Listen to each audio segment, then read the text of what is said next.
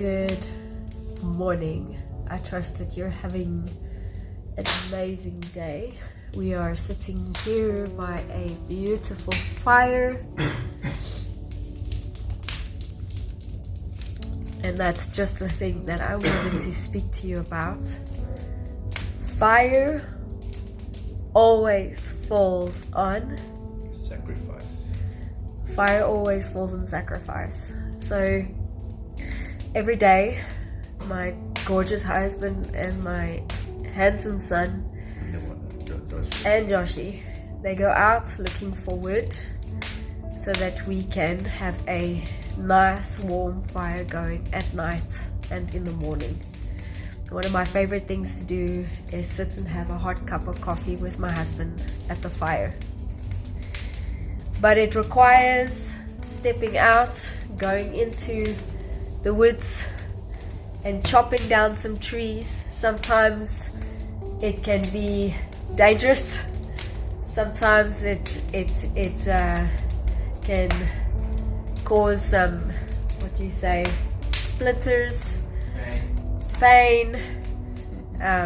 It's hard work to go out and to gather the wood so that you can have a nice warm fire. But it requires a sacrifice to step out to get that wood so that you can have that fire burning in your home. And that's very much a metaphor of what we as children of God need to do, is to keep that fire burning. There's that song that we all love to sing, day and night, night and day, let incense rise. And it takes us back to Leviticus, when the priests were commanded to keep the fire burning and to never let it go out. That fire represents the presence of God, and our worship unto Him is that incense. And we need to step out by faith to gather the wood so that that fire can burn. And so it's going to cost you something. And whatever that may be, whether it's your time, whether it's the things in the secret places that no one else is seeing, I want to encourage you today to say that God has seen, God knows. He knows what's going on in your homes. He knows what's going on in your hearts. And the very things that have cost you, those things that no one else knows about, I can guarantee you, because we've seen it in our own lives, fire will fall. God is faithful to His word and to His promises.